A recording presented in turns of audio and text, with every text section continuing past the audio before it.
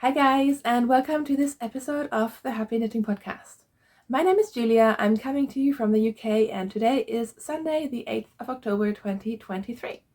If you're joining me today for the first time, then welcome, and if you're coming back, thanks so much for coming back for my ramblings about yarn and knitting mostly, but sometimes crochet, spinning, whatever crafts I sort of feel like at any given time. I have a lot going on today. I skipped recording last week because A, all of us were really sick, and B, honestly, my brain has just been like this. There has been so much going on, I feel like I've barely had a moment to take a breath. So I just skipped a week, but we are back today and I have so much to talk about because I have worked on quite a lot of knitting projects.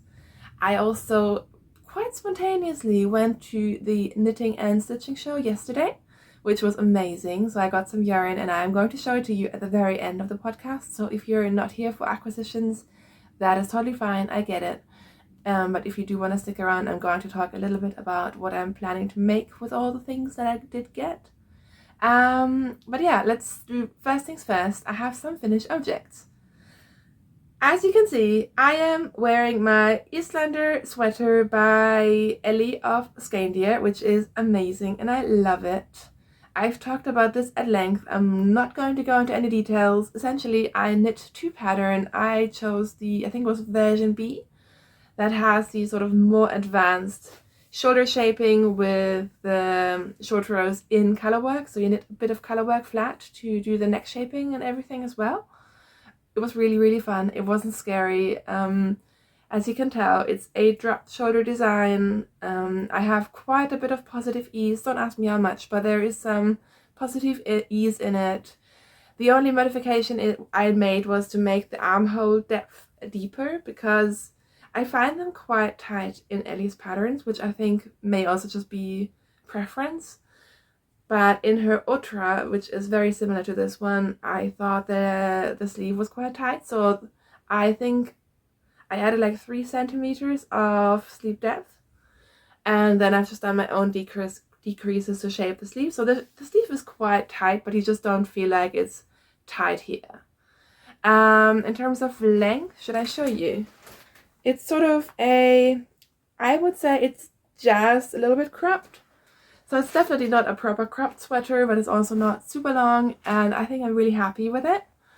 The yarn that I use, which I can't show you right now, is New Lanark Spinning Mill 4-ply, which is this grey yarn, which is a British wool yarn that I got on a cone. And the black is sort of like a speckly black, which is the Smolder colorway by JC Rennie, which is gonna show up again later because that was also a cone. And it's the cone that just keeps on giving. This is the third sweater I've knit with this yarn out of a 500 gram cone. So I made the Anchors sweater. I made a self-drafted sweater holding this yarn with a purple shade of JC Rennie. I made the Islander and I'm now using it for another project. So it's just, yeah, never ending. And it's done. I love it. This is the first time I've put it on because I blocked it and then I was really busy and it's been quite warm.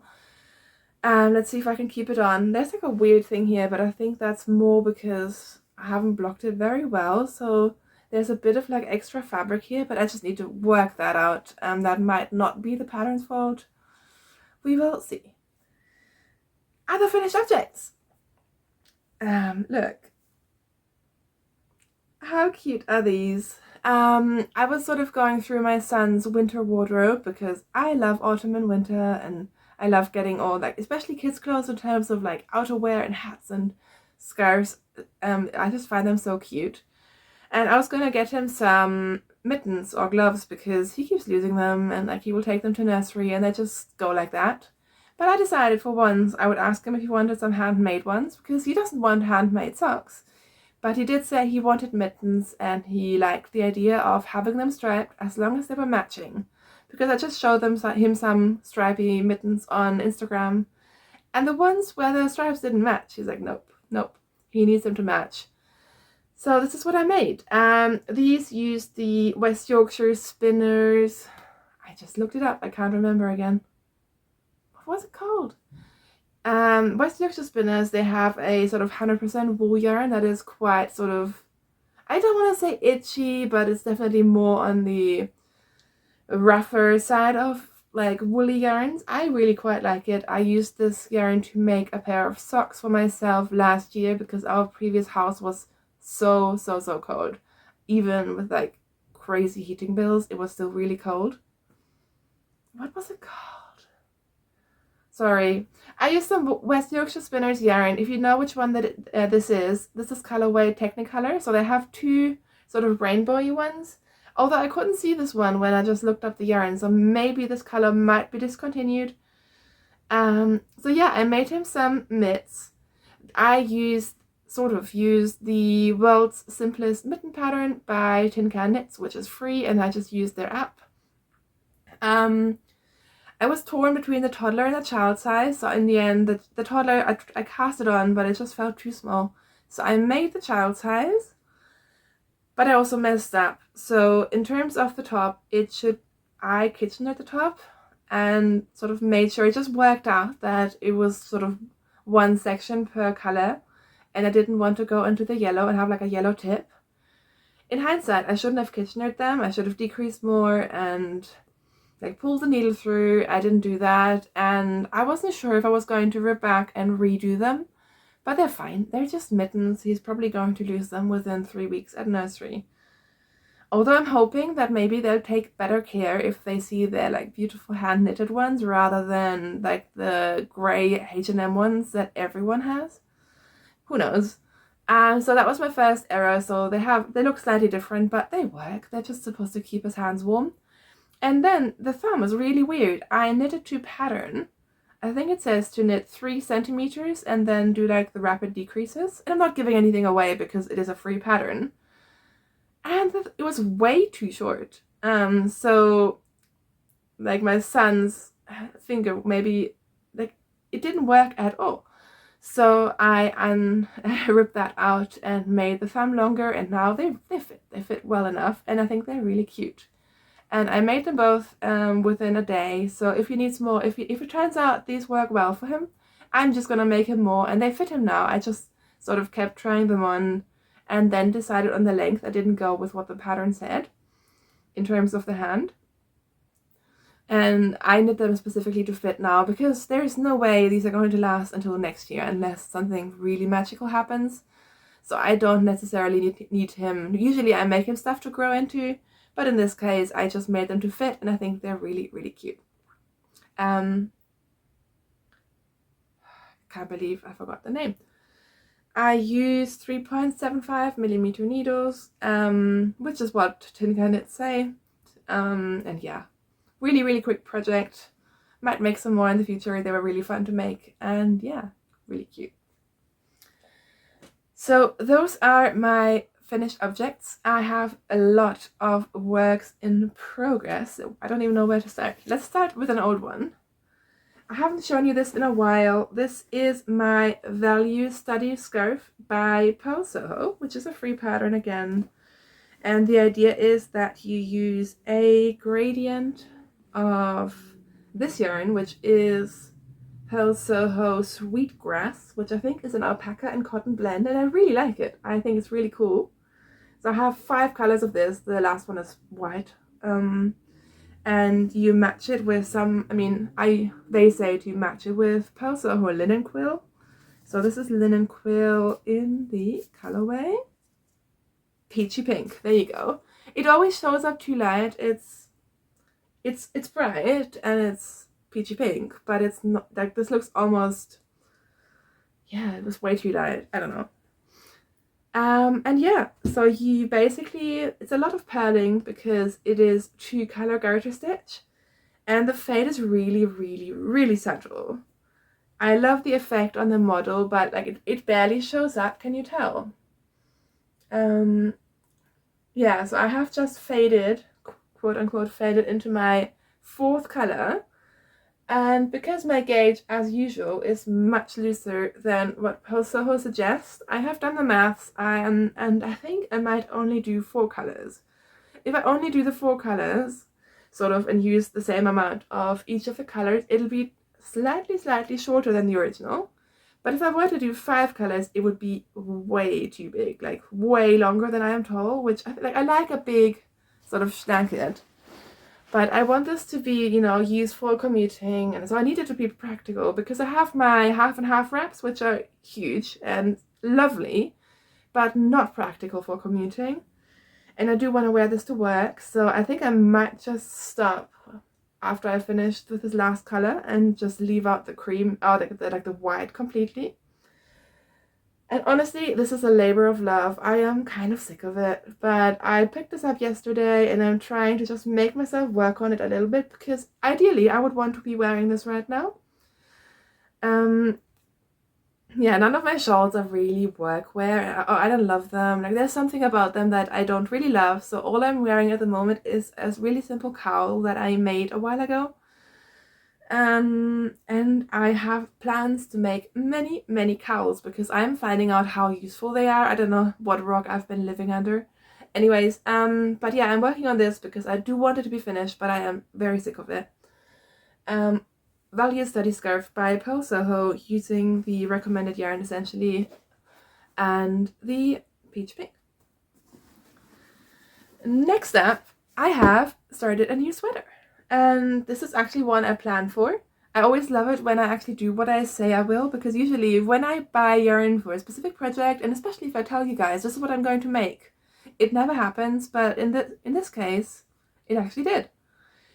So this is the woolly waffle sweater by Stephen West. You may remember I talked about this at length a couple of episodes ago because I bought the collection. I made 3 hats, at least 2, and I really enjoyed them. They're really fun. I could definitely see myself making more woolly waffle hats.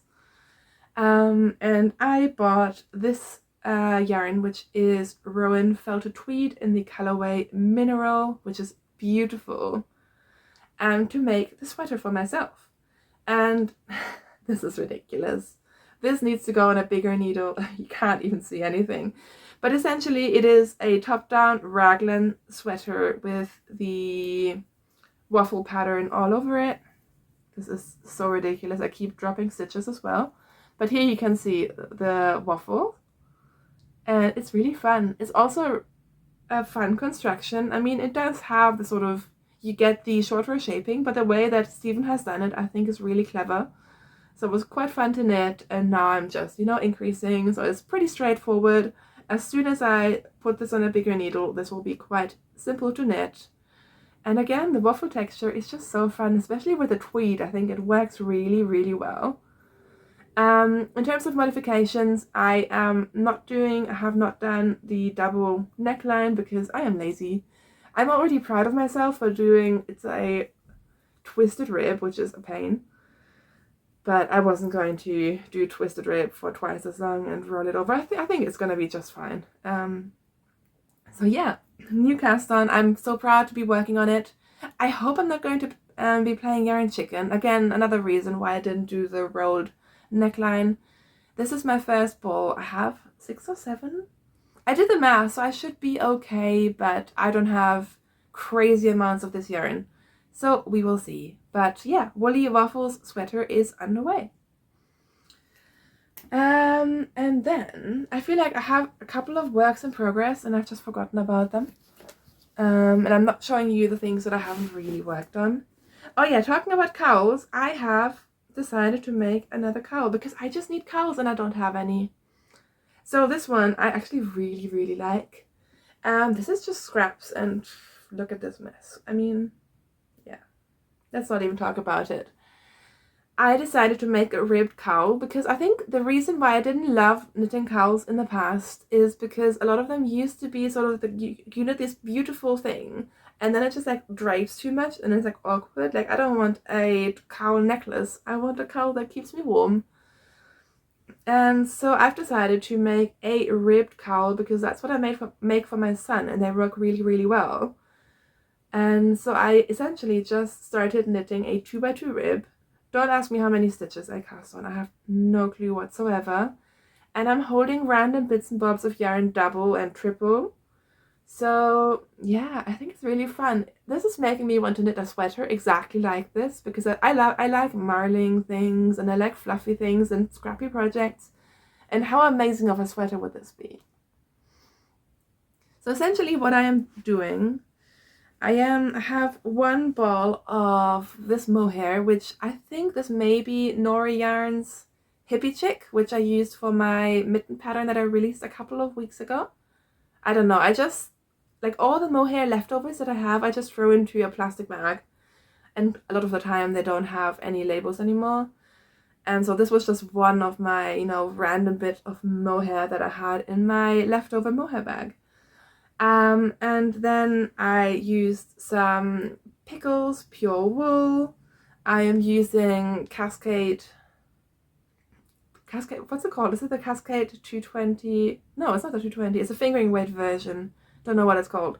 But the Cascade have a non-superwash fingering weight wool. That's the only yarn that actually wasn't scraps. I did cake this one up. This, I think I made a no frill sweater held with mohair when I was pregnant. So this is a good 3 years old. I did throw in a tiny bit of suri, which I'm not sure if I love it, but I just used very little bit of suri, which I used again to make a Sunday sweater. Yeah, and I have some dark navy, which again is a very woolly yarn. It's looking black, but it's dark navy, that I used for my Stephen West mystery knit along 2 years ago. So yeah, I'm just, having fun and now dropping my balls of yarn everywhere. But yeah, this has been a fun project, and I should pick it up and work on it and just finish it. I think I'm ready for it to be done, but I should make it a little bit longer. But yeah, this will be really cute. Except it will probably put fluff all over my nice work clothes, which I didn't think through, but we will see.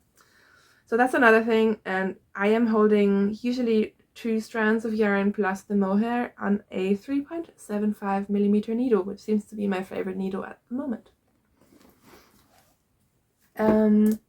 Should we stick with knitting? Very, very spontaneously, last night I decided to cast on the Mystery Knit Along by Stephen West for this year. So I've been going back and forth for weeks, if not months. I've done quite a few of his in the past. I didn't do last year's. It's always a big commitment, and sometimes I just don't feel like I want to commit that amount of time to it, especially because we have a lot going on. I have my son, I now have work, and so I want to use my precious knitting time wisely.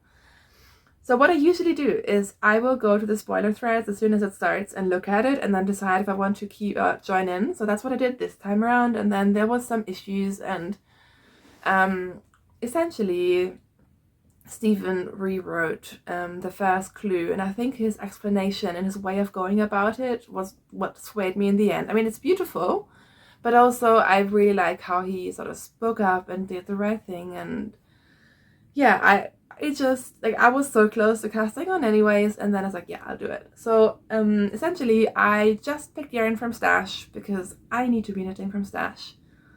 So I'm going to show you my Westknits Mystery Knit Along Clue 1. I'm halfway through it. I only started last night. So if you don't want to see spoilers, there will be spoilers, so you might have to forward a bit. But let's see. Let's try to do it without dropping all of my stitches. This is where we are. My camera is not picking it up super well. Trust me, the contrast is fine. It looks like these 2 colors are the same, but I think that's just because it's very, very light in here. And yeah, my camera isn't doing very well. I think I might need to do something better soon anyways. But this is it. So you essentially knit this shape outwards. It's really fun. It's very meditative.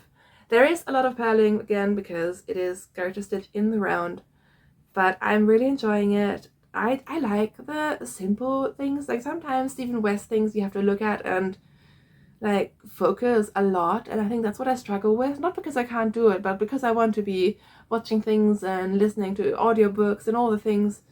So this is very easy, very memorizable, and yeah, I'm really enjoying it. And the yarns that I am using are all from Stash. So this is again the Never Ending Yarn Cone of JC Rennie in the colorway Smolder. JC Rennie Super Soft, probably my favorite yarn at the moment. And I am pairing it with another JC Rennie. See here, you can see the contrast. It's just fine. It just looks funny when I held up my work in progress.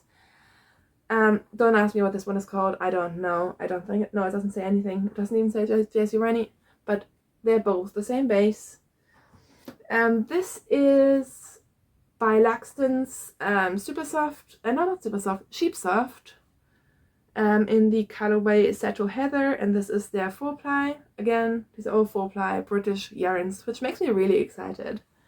And then the last one, awkwardly, this one is another one of those endless cones of mine. This is Woolly Knit British Wool in the Morning Frost colorway, which I'm just gonna drop these. I bought one of these cones, one 500-gram cone, a few years ago. Possibly like when they got big in their first Black Friday sale. It's beautiful. It's not grey. It's like a heather, like a. I think one ply is white and one is grey.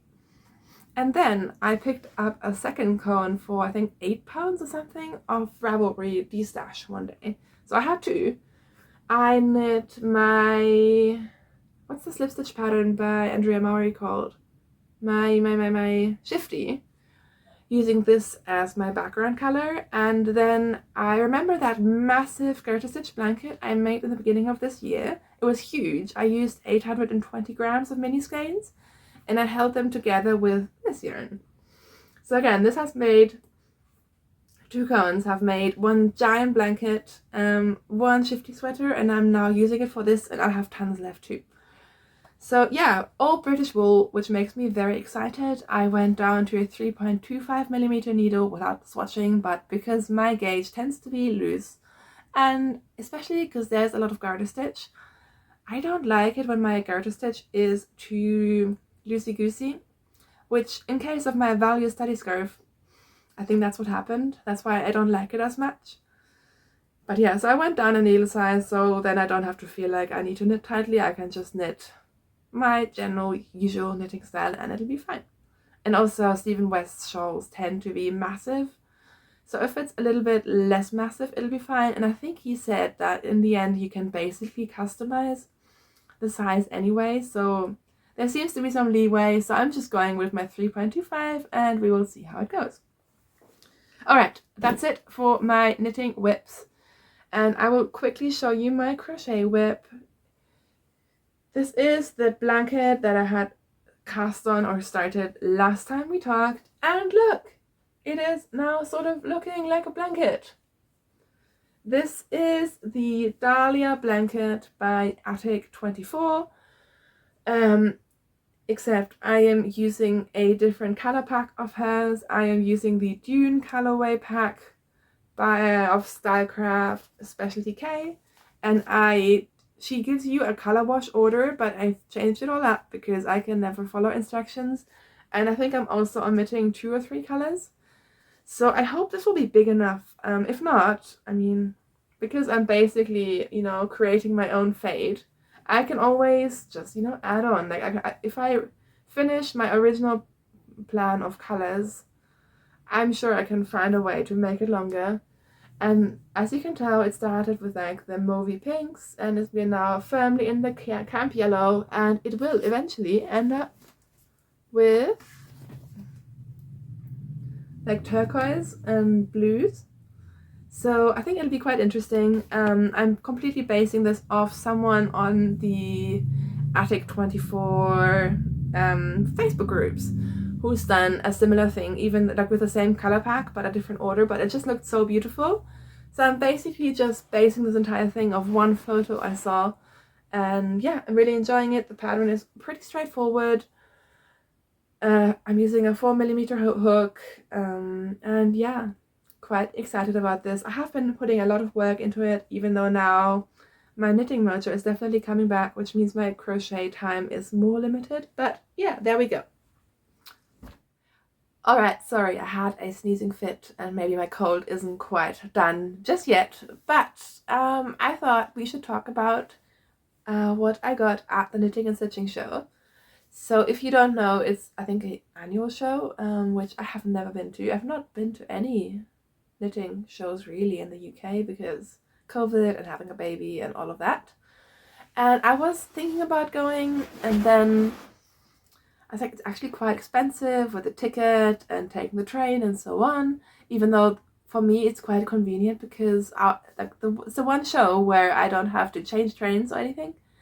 So I was on the fence, and then crazily enough, I won some tickets. So Kat, who is Kat Weaver, she was hosting a giveaway for a couple of tickets, and I was like, yeah, I'll just enter.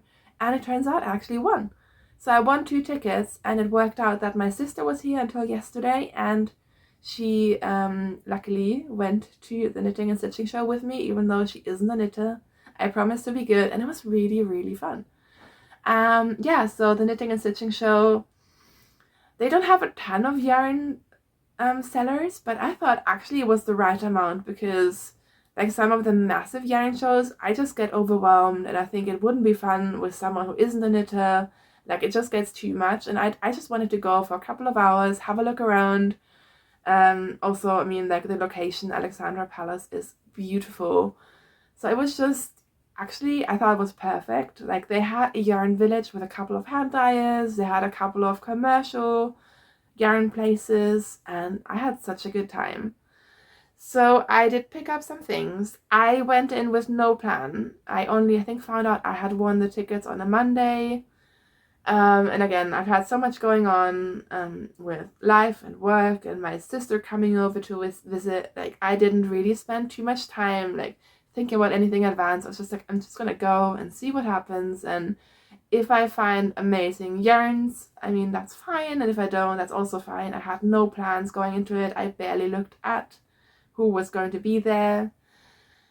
But yeah, I ended up with a nice collection of stuff. Sort of, I think I bought the amount that I was expecting to buy, and then I fell really hard for like a complete surprise. And that is, I bought the kit for this blanket, which, how beautiful is it? It's actually even like way more beautiful in person. So I'm not sure if I would have picked this if I just saw the picture. And I'm not sure if I'm going to make this exact design.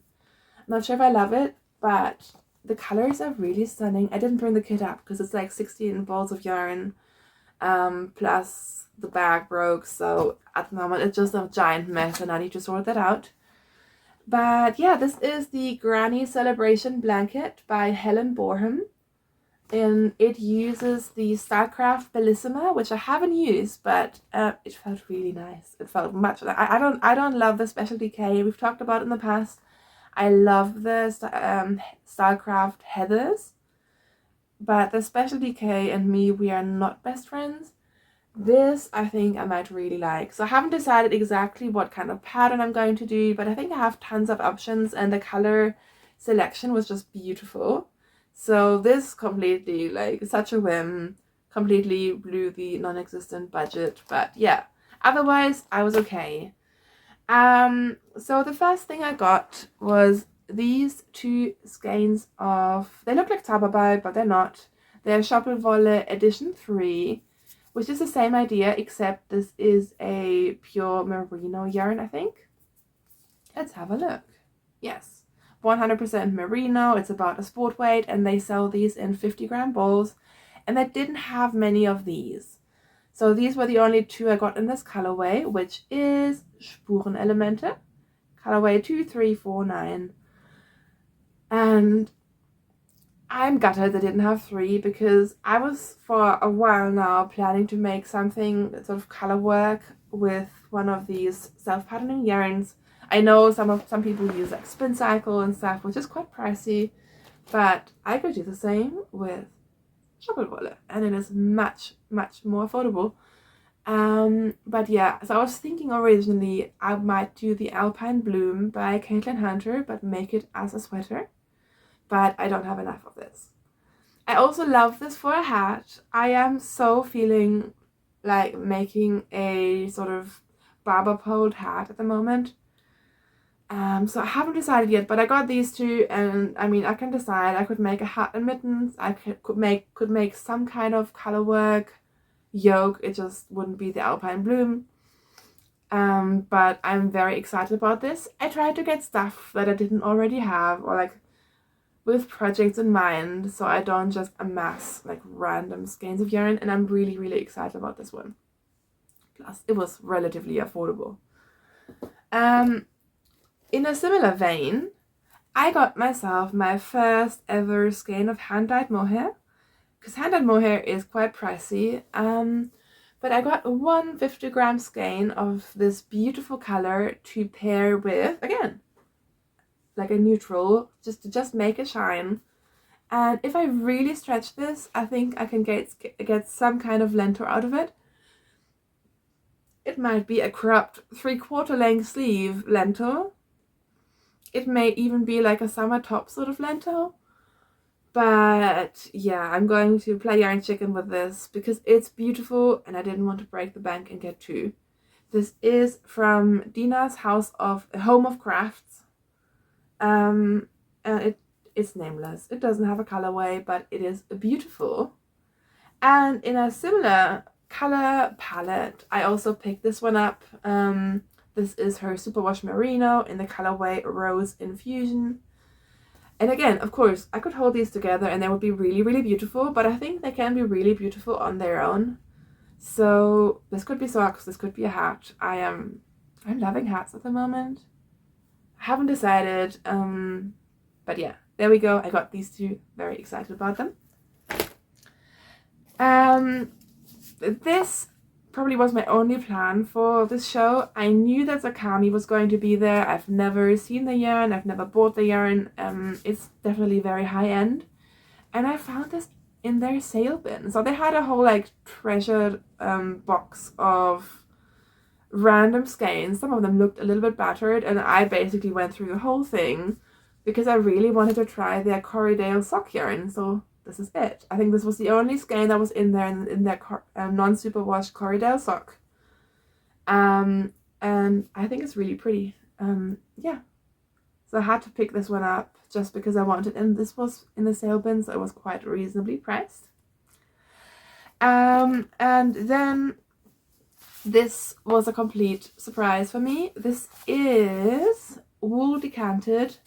So they have like a wine label sort of style, which I thought was really cute. And the lady who owns or was selling this yarn, she was really sweet. And they're all about British wool, like everything done in Britain. And I think this is the third blend she said that they have, which is a blend of Polworth, Romney, and Black Shetland. I love Polworth. And yeah, it says the fibre was worsted spun in a Yorkshire mill, dyed in Yorkshire, and then labelled by the wool decanter team at the Island Woolery on the River Thames.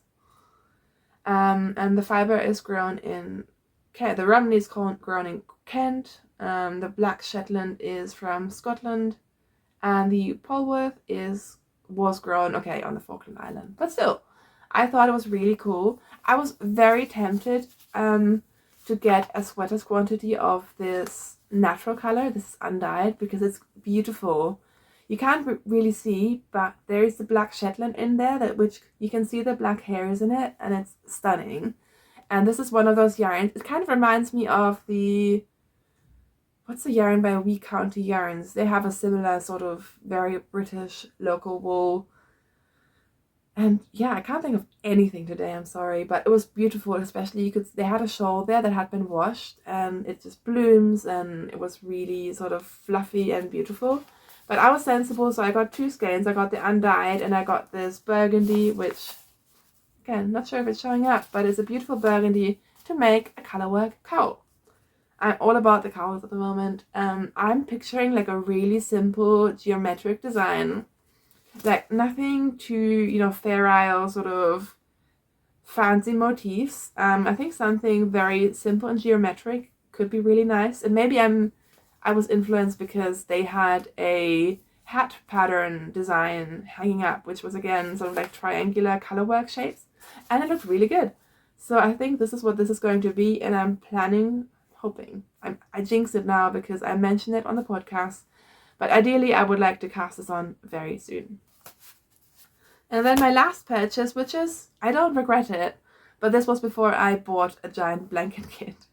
So in hindsight, did I need this? I'm not sure, but it was really pretty. I bought this set. This is 10 skeins of Mirasol Sisa, which is a merino and baby alpaca mix.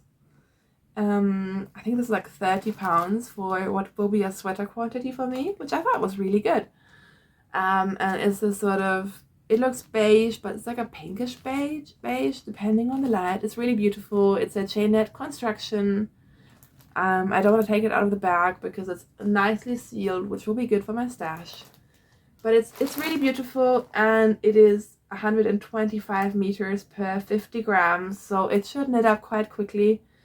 The only thing I was worried about is whether this might be quite pilly. They insisted it wouldn't be pilly, so we will find out.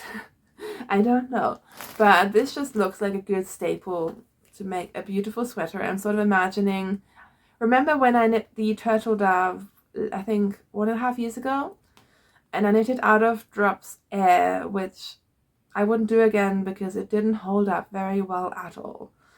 So I had this beautiful sweater. It was so cozy with a turtleneck. It was really, really handy, just even at home and like in the mornings, you just throw it on. So I would like to re-knit this in a different yarn. And I'm thinking this might fit the bill. I haven't checked the gauge and all of that, but I think it could work. Because yeah, I'm not a fan of the Drops Air anymore. It's beautiful when you finish it, and it's lovely and soft, which is why I haven't thrown mine out yet. But I do think I'm going to depill it once more and then donate it soon, because I can't go depilling it again and again. I just don't have the time or patience for it. So yeah, there you go. Those are the things I picked up at the fair, which was more than I had sort of imagined me buying, but it was just so lovely. It was a lovely day.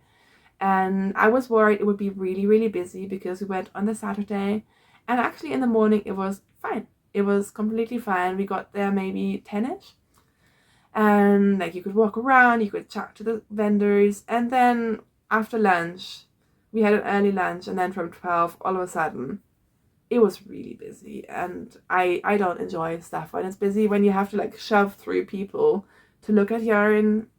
No, I don't know.